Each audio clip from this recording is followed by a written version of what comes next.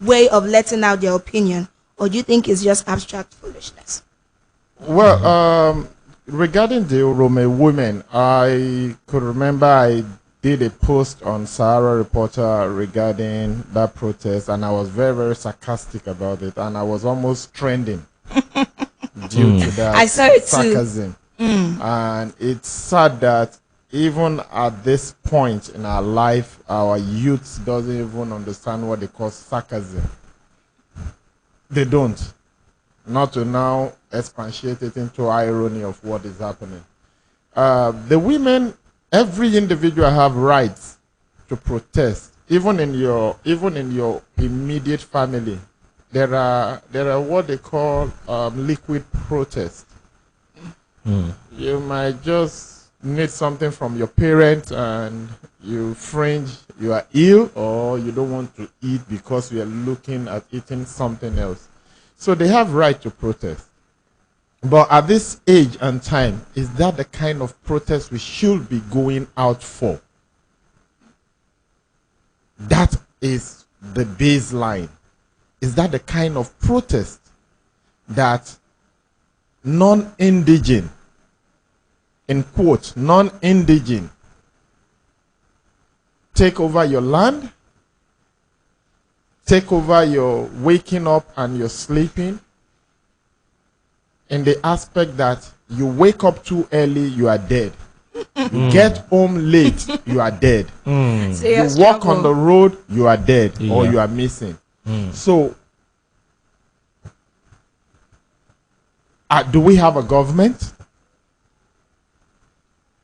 Because we don't have a government, it will result to protest, an outcry, a sound of SOS.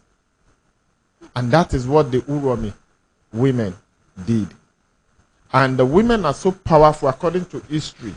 Fela's mother started it. The women are so powerful that when they step into a situation, maybe there will be light at the end of the tunnel. Okay. So maybe with what happened 3 days ago in Uromi, maybe on that axis we will see something good coming out. Maybe. Maybe, yes. It's still. Why is it maybe? Let me know. Let me ask that question. Yes, is there? It doesn't mean that there's no trust, or we've seen it all. Like it's not an assumption. There is no trust. Okay. It's not an assumption. When we're talking about security, it degenerated to the point that you don't even know the core definition of security anymore in Nigeria. The primary responsibility of those we elect or select, or that appoint themselves into power or place of authority, is to protect lives and property. Primary. As a father, the first thing that is my primary responsibility, the reason my wife marries me, is for security. Once she gets married to me, she's secured. If she's not secure, the next language you will hear is a useless man. When you are not secure within a community or within a society, in a family, you are called a bastard. So, what is the responsibility of these people in government, in governance? So, we in general, we don't trust those in government. Because when they say A, we know what it means. Very true, sir. All right. So, it means that, okay, we've seen it all. It's like a Nollywood movie. You already know the ending from the beginning. Now, all this one is what we call it in propaganda. Like when they come out, like during the protests, the NSAS protest, a lot of politicians come out to say, okay, we support the protest with you. Now, for how many months now? No. You need to understand the gimmick. You need to understand the game plan. They didn't come out to tell you the support. They came out to test the water. They came out to strategize their hijack venue. And that is what you saw. I see when we go to that axis, it's part of the security issue, it's still boiling. Yes. You need to know what happened, the truth, and the kind of monsters and devils incarnate we have in government. When someone can slaughter fellow human being whom he has sworn to protect, and you still sleep at night, and you still go to church for communion service. Let's not go there. All right. Well, I just want to use that as an example. That for years now. Yes, for years. I mean, for months now, they've been setting up panel. We are still setting the panel. I remember is it on 2014 or 2015 that we do this confab? I think in Jonathan's time. There is one during Ambassador time. There is one. No, but the confab. So I read in the news. Is it not Tuesday that we are reading the news that they now I think the rep was now saying that let's use the confab what's it called results or reports now. So I was like since that year is now that you are now thinking that let's use the confab report. And what how certain are we that the report then will still tally with what is going on now? That's one thing. So that shows that there is a what's it called? There is a 100% no what's it called? No. How will I use this in English? That they didn't have people in mind. Because if you have people in mind, people will not do meeting for about 5 or 6 days ago.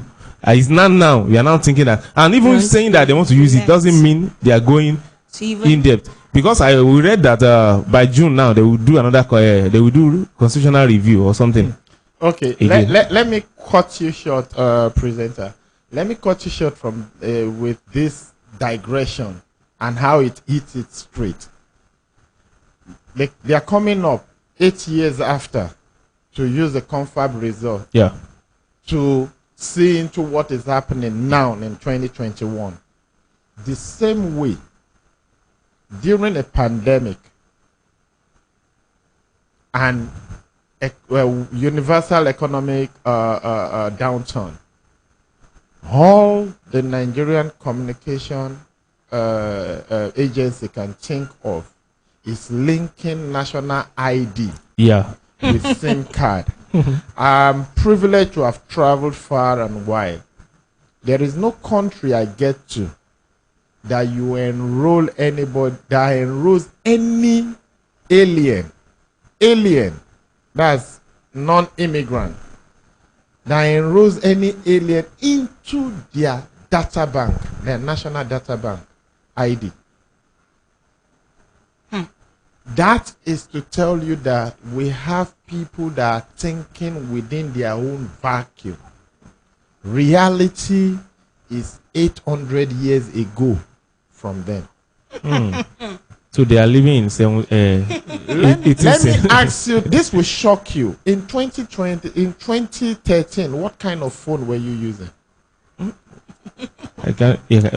What was the iOS of the phone? No, that's Java phone now. That's Java. Yes. Nokia. Yes, you understand? Yeah, Java phone. What was the model of Apple laptop that was in vogue then? Oh, I don't know. I can't remember. In 2013, can you set up the studio? No. Now, bring it back into perspective. Are we going forward or backward? Or are we stagnant intentionally? Or they are presenting a case that would drive us 25 years backward. Then we will now start planning. That is the answer to that question. Of the rep bringing up. These things we're talking about are not rocket science. And in the flyer she sent to me, I saw something about 1965 grazing law. Yeah, in Yoruba, only ẹni tó bá wò ẹ̀yìn wò. A mọ bó ṣe lè gbé gbèsè ọ̀la. Yes, it's good that we look back. You look at your foundation. But the foundation you want to look at, how solid is it? All right. Thank you very much, sir, for that. Okay, now let's go into the conflict between the farmers and the herders properly. Okay. In a report I read, says that by 2016, this kind of conflict, because the conflict has been happening for long, it's just getting more popularity these days. So by 2016, the conflict has claimed 2,500 lives, and it has displaced thousands and destroyed properties worth billions of naira, and several other humanitarian consequences.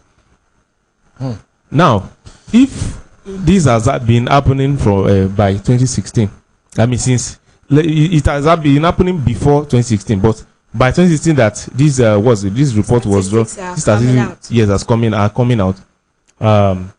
Is there anything that is stopping the government from stepping into action? Like what was happening? Which government? If this our government, do we have one? I can't answer that because I know that there's government. These are the question. If there is a government, would there be a Sunday Igboho? Well, if there is a government, does the Uromi women need to be on the road? If there is a government, their gatus will not be slaughtered.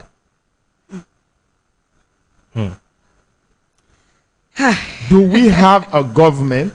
All right, that's a question. So in case you are listening to us live on www.jolifm.com, and you are listening to our guest, Mr. Isaac.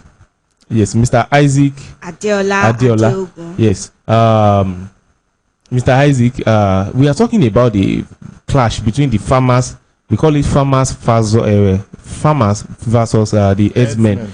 Now we are talking about we are going back into 2016. That's 2,500 lives has been lost with properties of billions, worth billions of naira. So he's asking the question now that is there a government? In fact, let's put that on our Twitter. Let me expatiate that. We are our own government. We are looking at it from the angle of herders, farmers now, because pandemic sat everybody down at home. Yeah.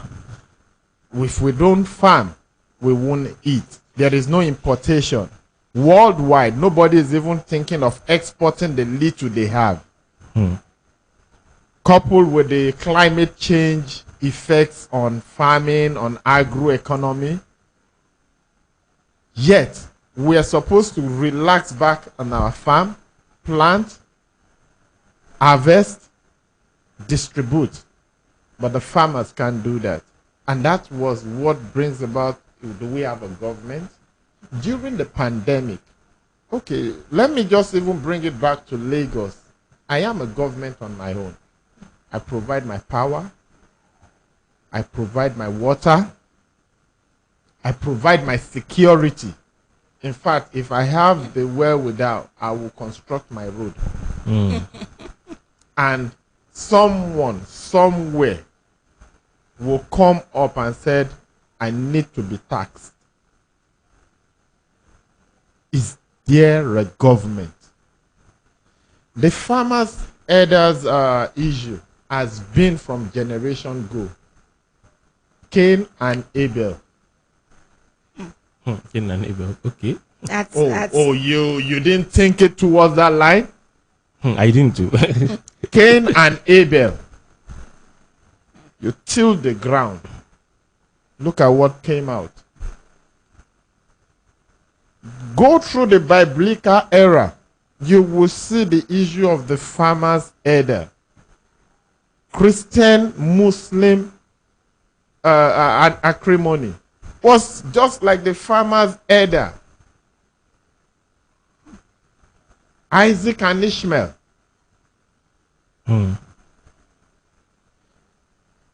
Back to Nigeria.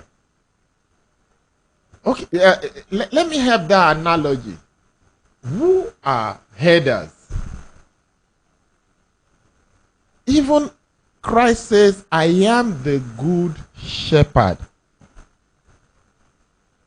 Olùṣọ́-àgùntàn rere. That is an, you understand? Mm-hmm. When they say pastor, some people misunderstand. Sorry, I'm not digressing. Some people misunderstand that word pastor. They think it's spiritual.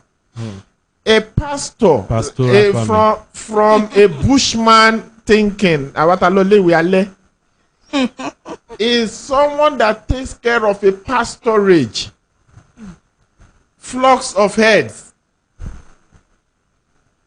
And I'm an Anglican. From the Anglican setting, we usually call our reverend wife Mama Yard. What is a yard? A yard is just like a ranch or a farm settlement. A farm settlement where you keep the sheep, the goats, and you still do some other things. This issue has been, ordinarily, if you are rearing a goat, you will know the definition of farmers, herders, misunderstanding. Okay. All right. Let me look at something here. We have this issue, and it's been okay. Let's even look at this Southwest now. Let's talk about Sunday Igboho now. Yeah. When we learned about Sunday Igboho has been for a long time, and but now is now like a savior. Let's say a savior in quotes that is fighting this issue. When he came out and they said, "Okay, I gave you guys ultimatum. Yeah, you must leave my father's land." Some of our, no, not even some, the governor of Oyo State says that, okay, no one has the right to give anybody ultimatum on my land, as in on my what's it called, the territory I'm governing. Okay. Now the federal government said the same thing, and it even issue what's it called, arrest. That IG said, okay, arrest this guy because he's trying to cause what's it called, ethnic brouhaha, that okay, we will cause problem. Federal government said that okay, because I read somewhere, but I don't know, because I'm even looking for maybe the statement from the presidency. But I heard that they say that they give shoot on sight order. That if you see the guy, shoot him on sight. And I've noticed that everywhere the guy is going is wearing bulletproof under his vest, under his this thing. So now, if someone came out to fight a cause, even if that was, even because you know there are times that you fight a good cause in the good time or the good way, and there are time you fight the good cause in a bad way. Now, even from my own perspective or from my own thinking, this guy is fighting a good cause. The government might see it in a bad way, or might see that okay, this thing in the long run might cause. Listen, but I know that it's because of the political interest. That's why the governor of Oyo State says that no one has the authority to disperse anybody or to give anybody ultimatum on my land. Because if he joined the what's it called, like Ondo State governor said, you people, I gave like almost back up this guy. Even he has, I think Ondo State governor has given the this even before Sunday Igboho came out. Has given, so, but the other people are saying no. When they now did this meeting and said, okay, we do anti-grazing law, we do. I was not like, this law has been in existence now. You're not saying we do, we enforce or we bring back. It's just like when we said, okay, we don't want SARS again, and you now say you change their name to SWAT. It's almost the same thing. Okay. Now I want to know your own view on that issue. Well, we're coming back home now. There will be a lot of questions, not for our listener to just pick on and query their mind. Who is Sunday Igboho? Who is Seyi Makinde? Where is Ibarakpa? Where is Okeogun? All of them are in What the state. is the distance between Randa and Abeokuta to Iseyin? What town and villages will you pass through getting to that axis. That's the Barapa local government. I farm within that axis, Adeogun, and I'm from Ogun State. Ayetoro is my hometown. Okay. My family is the paramount ruling family in Ijale, the only Ijale of Ijale, Papa. So, I might not grow up within those axes, but I am very, very inquisitive and restless to know, to explore. One thing we have killing us is that most analysts, most public speakers sit within their comfort zone in Lagos, within a four-corner wall of a studio. They know nothing apart from what they search on the search engine. And they speak, they criticize, they talk with authority. If I take you through a drive from 8 a.m. and 12 noon on Abeokuta Isenyi Express, when you come back alive, you either warn me or you run away from me. I will take it from Why there. is that? Yes, because this road was built years ago to open up those axes. This is a federal road. It's an interstate road. Ibarapa is as big as half of Lagos. Ibarapa Adeogun. Massive. It's a 2 hours drive. So, you asked about Sunday Igboho giving ultimatum. I will answer it with this. If the landlord of this property give you an ultimatum, what will you do? Yeah, then we move. Unless, yes, unless maybe No, we are. will you claim it's your father? Do you have rights?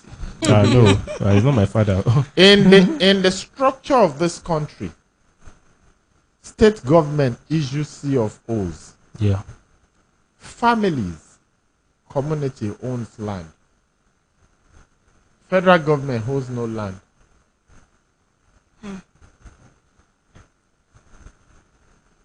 There are millions of landowners. There are millions of hectares of land in Nigeria that has no CFO.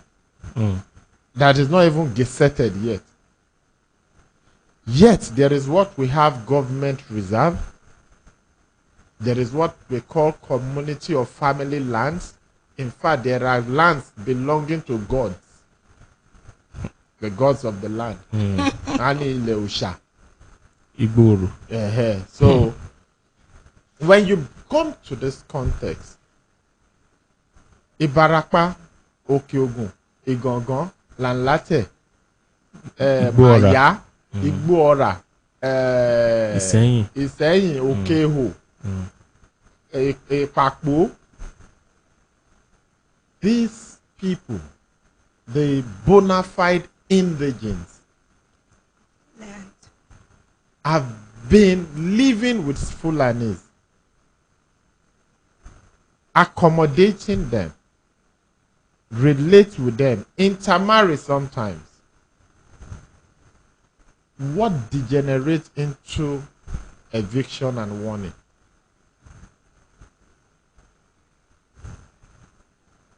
Self-entitlement failed, or the parochial thinking that my brother, our people is there. We can do and undo. A Sunday Igboho has no fault in giving out ultimatum, and I might not support him. I don't know him as a person, but if you have tread that line, you will know, you will understand what he's saying. But he has every right to give such ultimatum. And what makes him a man is when you speak, make sure it comes to pass. The federal government presidency, in quote, you had, I read, they said they should arrest him. They said, we didn't see the communique. No, I saw that of the IG, but I didn't see that from the presidency. IG never spoke. The IG was spoken for by the spokesperson of the president, and he said he just finished talking with the IG, and they have ordered that Sunday Igboho should be arrested and brought to Abuja. Seyi Makinde went to visit the Seriki Fulani in Igongo. That is an aberration. In a Senate climb, he should have resigned the second day. In fact, he shouldn't have even went there. He should have called the man that, okay, come here, what is happening? Not you going there. You are even going too far. Community leaders, royal fathers, elderlies, youths laid an allegation on someone. You never bother to investigate or query. You were sleeping in Agodi government house. You don't care. Until someone within the rank just says, see, enough is enough. All die now die. Yes, sir. We will die Monday now. So anytime we person they die. Until a male Esther stood up and said, enough is enough.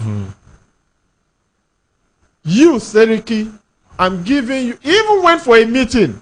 Yeah, he went the first time and told the man that, okay, well, I'm giving you the ultimatum. And if I'm coming back. What you see. Because I saw the video. They went to Lehez and asked question, what is it?